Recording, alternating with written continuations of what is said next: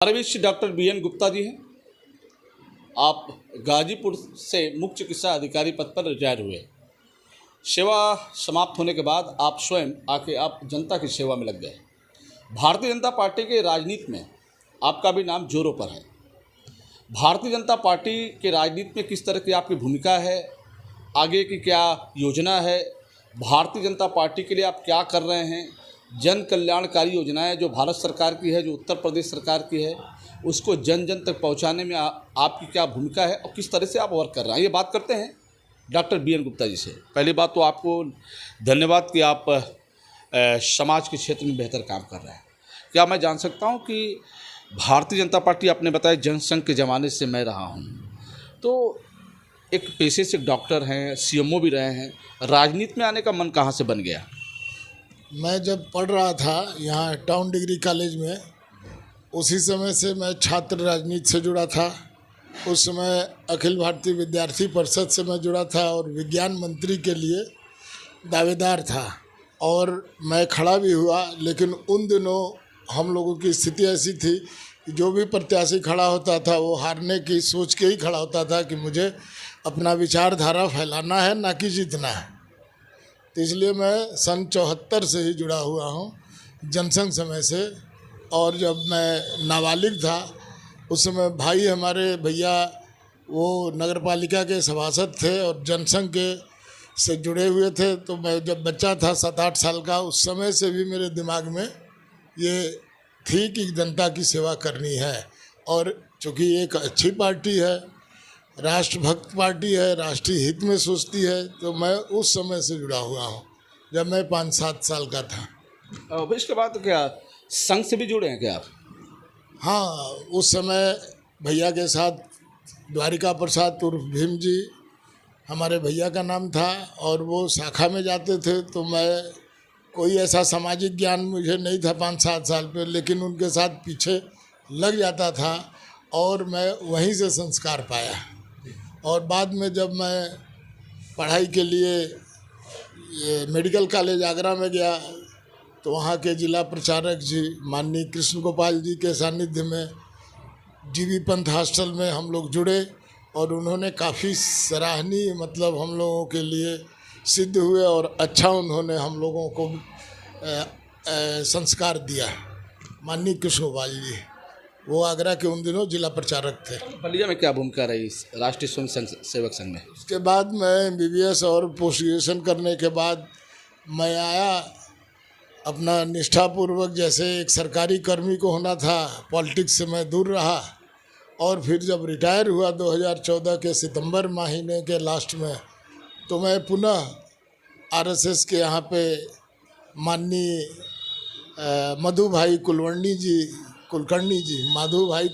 जी आए हमारे आवास पर। उनका कार्यक्रम था, उन्होंने विभाग प्रचारक और वो दोनों लोगों ने मिलकर संघ का दायित्व दिया, जो मैं बहुत ही निष्ठापूर्वक 4 साल तक निभाया। फिर आग्रहपूर्वक मुझे भारतीय जनता पार्टी में आना पड़ा। डॉक्टर साहब, आप CMO रहे हैं तो आपकी सेवा तो अच्छी रही है, फिर अचानक राजनीति में आने का क्यों मन बना लिया आपने? देखिए, इस देश की दुर्गति क्रिमिनल या देशद्रोहियों या आतंकवादियों से नहीं है, शरीफ आदमी की निष्क्रियता मेन कारण है। और जिस वजह से हम देश का भाग्य बदल सकते हैं वो एकमात्र अभी जो व्यवस्था है वो केवल राजनीति ही है। राजनीति में अच्छे लोग आएंगे तो देश अच्छा बनेगा, खराब लोग आएंगे तो खराब बनेगा। तो इसी सोच के साथ हमने भारतीय जनता पार्टी के साथ मैं जुड़ा और पॉलिटिक्स में एक अच्छी राजनीति करने के उद्देश्य से मैं आया हूँ। आप 2019 में भी लोकसभा के लिए टिकट के दौर में थे, क्या 24 में भी जाना चाह रहे हैं क्या? देखिए, अभी हमारी अवस्था काम करने लायक है। वानप्रस्थ जीवन अभी 5 साल करीब 6 साल बाकी है। तो मैं चाहता हूं कि कुछ मेरे मन में उद्देश्य है उसको मैं करना चाहता हूं, जिससे वो पॉलिसी मेकिंग उद्देश्य है। इसलिए वो विधायक या नगर पालिका के टिकट लेने से या नगर पालिका अध्यक्ष या विधायक मंत्री बनने से पूरा नहीं होगा। ये बहुत ही बड़ा उद्देश्य है। और मैं जहाँ तक समझ रहा हूँ कि इस उद्देश्य में माँ वैष्णो हमको सफलता देंगी। क्या लग रहा है कि भारतीय जनता पार्टी में दावेदारी के रूप में आपने बताया कि हम भी टिकट मांग रहे हैं, उस दौर में पोस्टर बैनर के माध्यम से तो यही पता लग रहा है कि आप लोकसभा चुनाव लड़ना चाहते हैं। लोकसभा चुनाव लड़ने के पीछे क्या है, बलिया का विकास है या देश का सम्मान है? देखिए, सबसे पहले तो देश का विकास और देश का सम्मान, मेरा दो ही उद्देश्य है। जो देश के लिए सोच रहा हूँ, अपने प्रांत के लिए नहीं कि केवल प्रांत और ज़िले के लिए सोचूं, इसके लिए मेरा सोच नहीं है। मेरा सोच है कि पूरा देश को मैं कुछ ऐसा दूं कि देश हमारा आगे बढ़े। वो मेरे मन में है और मैं कर ले जाऊंगा, ऐसा भगवान ने शक्ति दिया है हमें, और वो बहुत ही ज़रूरी है। सबसे पहले तो जो प्रशासनिक ढांचा है वो पूर्ण रूप से मेरा मन है कि उसको बदलना चाहिए, क्योंकि ये प्रशासनिक ढांचा अंग्रेज़ों का दिया हुआ है और इसमें मोदी जी काफ़ी काम भी कर रहे हैं, लेकिन उनके हाथ बटाने के लिए और उनके हाथ मजबूत करने होंगे। जहाँ तक जन सेवा की बात है तो और भी माध्यम है जन सेवा करने के लिए, राजनीति में आने का। फिर क्या राजनीति के माध्यम है क्या जन सेवा का? जन सेवा, जहाँ तक डॉक्टर मैं हूँ तो ये तो मैं चिकित्सा क्षेत्र में आई में सन 86 से मैं कैंप करवाता रहा हूँ। साल में पहले एक बार दिसंबर में लगता था, फिर धीरे धीरे बढ़ने लगा और रिटायरमेंट के बाद हर महीने 15 दिन पर, हर हफ्ता, और अब तो ये है कि मैं 10 कैंप आई का डेली हमारे चलते हैं 10 गांव में। और आयुष्मान हॉस्पिटल से आच्छादित है हमारा हॉस्पिटल, और यह प्रदेश में स्थान रखता है हमारा हॉस्पिटल। तो जो क्षेत्र में हम एक्सपर्ट हैं उसी में हम जाना चाहते हैं और उसी के माध्यम से देश सेवा करना चाहते हैं। लेकिन कुछ नियम बदलने का भी कार्यक्रम है कि जो वो उद्देश्य नियम बदलने से ही पूरा होगा, जनता को जागृत करने से पैदा होगा। इसलिए मैं चाहता हूँ कि हाँ, एक सांसद होके इसको पूरा केवल एक संसदीय क्षेत्र में न करके पूरे देश व्यापी में और एक क्रांति के रूप में मैं उस दोनों उद्देश्यों को चाहता हूँ, क्योंकि प्रशासनिक ढांचा जो है बदलना बहुत ज़रूरी है, न्यायिक ढांचा बदलना बहुत ज़रूरी है। सबसे जो दोनों में परिवर्तन की ज़रूरी है यह न्याय और प्रशासनिक, ये दोनों क्षेत्र में मूल रूप से परिवर्तन होने की आवश्यकता है। इस पे मैं बहस कर सकता हूँ इस टॉपिक पे। समय क्या निकलते हैं राजनीति में, समय कैसे निकलता है फिर जनता के बीच जाने का? देखिए, मैं संघ का पदाधिकारी था तो 1 घंटा तो शाखा में प्रतिदिन मैं देता था, और उसके बाद शाम को 2 घंटे, सुबह 1-2 घंटे संपर्क के लिए निकालता हूँ, और 10 बजे से लेके 4 बजे 5 बजे तक मैं अपना जो प्रोफेशन है उसके लिए जिम्मेदार हूँ।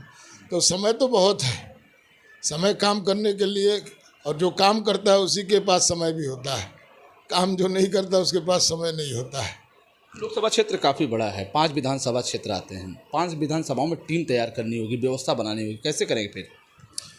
देखिए, इत्तेफाक से 15 सालों में मैं बलिया में ही पोस्टेड रहा, 15 साल गाजीपुर में पोस्टेड रहा विभिन्न पदों से।